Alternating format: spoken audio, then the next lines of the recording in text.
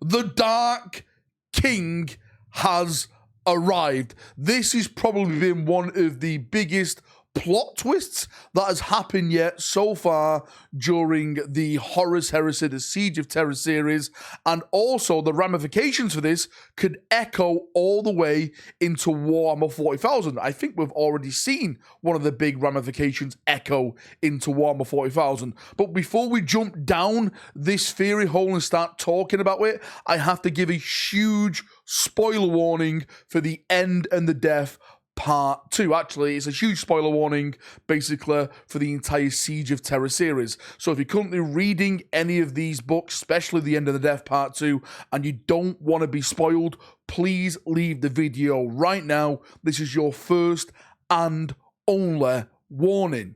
Now, just so we're all on the same level, I'm just going to briefly explain what has happened with the Emperor, Horus, the final big battle on the Vengeful Spirit, or wherever it bloody is. So the Emperor, Dawn, and Sanguinius, Valdor, all their retinue, basically teleported towards the Vengeful Spirit to end this war. They're going to confront Horus, and they're going to bring him down.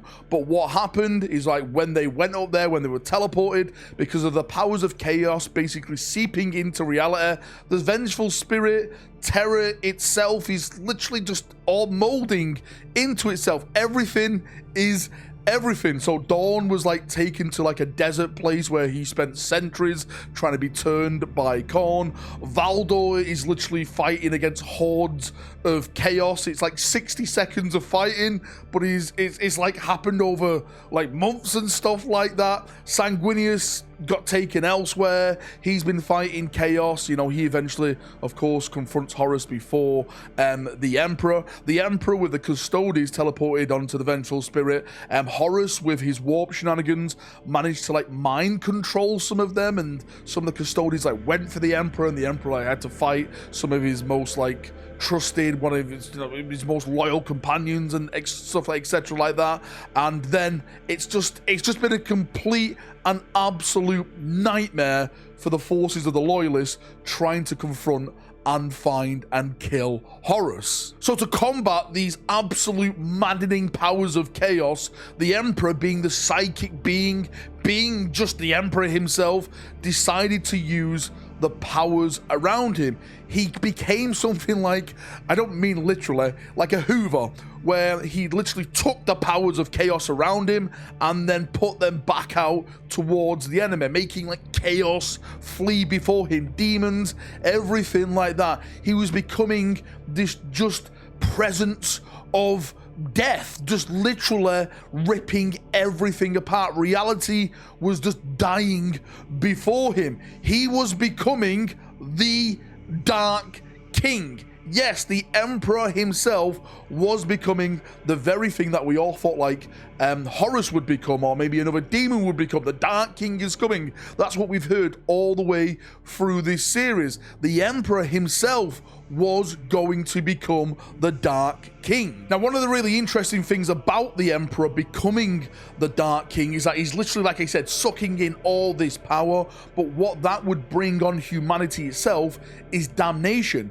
If he manages to finally confront and defeat Horus as the Dark King, then no matter what, humanity is damned, because Chaos see this new Dark King completely corrupted and brought down. It's no longer the Emperor, there's this other type of being that's been twisted by the warp. That's why there's like in the book, like the demons are all celebrating it and stuff like that. Like the Chaos Space Marines are running away, they're being ripped apart and stuff by the Dark King, but secretly, like, this is one of the big plans of Chaos. But what we have in the End of the Death Part 2 is that the Emperor is going around, you know, destroying everything as the Dark King, but he's then confronted by an old friend, an old companion who always argued with the Emperor, and that is Alenius Pius, or All Pius, or just All. I can't ever pronounce his name, but he's one of the old Perpetuals from back in the day. He's been a big part in the series for so long. John Grammaticus is there with All,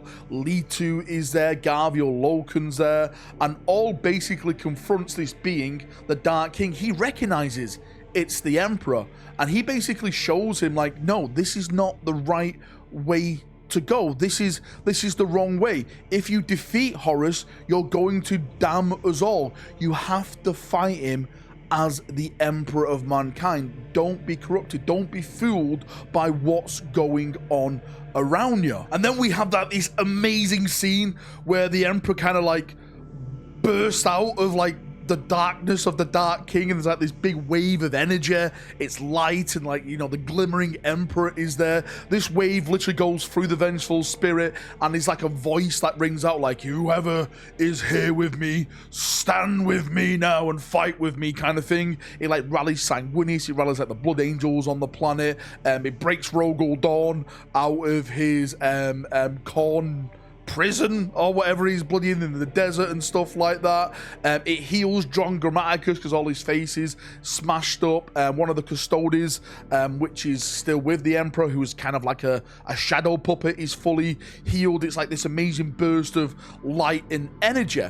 But one of the really massive interesting things about it all is that it states in the book that the Emperor literally breaks a shard of himself off, and this shard is like his sympathy, his like humanitarian type of side, because to face Horus now, he can't have any second doubts or anything like that. So he breaks this shard off and he sends it away, and I think this is going to be one of the big ramifications now for Warhammer 40,000, because now the Emperor has to face Horus as just the normal Emperor. And one of the big plans of Chaos was that to chip away slowly at the Emperor, so he's always going to be at a disadvantage at fighting Horus. Horus is fully imbued by the powers of Chaos. He's like on levels uncontrollable. So the Emperor now going into this final duel in the third book, which is going to be released in February if I'm not mistaken, is not going in at an advantage. It's not like he's going to go in a mind-blowing apart. Something else has going to happen. Well, something's definitely going to happen. Either all he's got to step in, lead to Garvey or Locum, the Custodes, maybe Sanguinius draws one last breath and does something. Something big has to happen now. It's not going to be the fight that we all thought, where like the Emperor walks in and goes, silence, and mind blasts him apart and stuff like that. Something bigger, something more spectacular has to happen. There's one more twist left in this saga, in this story, and I'm absolutely excited to see what it is. Of course, we know the ending of the story. The Emperor is mortally wounded. Horus is all but like destroyed and wiped out, that kind of thing. But then I go back to what I said before. That shard of the Emperor, is still out there. Everyone says like the Emperor is like this just being that is using the Primarchs as tools and stuff like that. But this shard makes me think differently. Maybe if this shard, this ball of light or energy, whatever it is, wherever it went to, wherever the Emperor sent it to, what if that is reunited with the Emperor?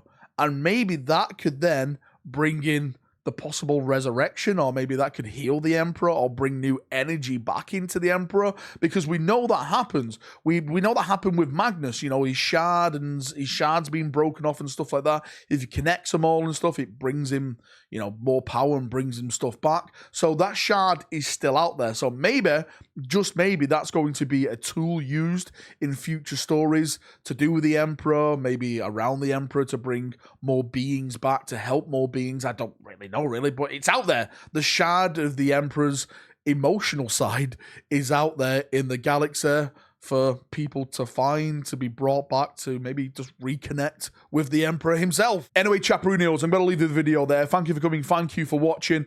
I would love to get your thoughts on the Dark King. Did you like the twist? Did you hate the twist? Who do you think is going to intervene in the whole fight? Is it going to be all? Is it going to be Loken? Is it going to just be a random custodian? What's the twist? What is the big twist? Please post it down below, and we've got a nice little chin wag down there, as we always do. See you now. Have a great day, and bye-bye.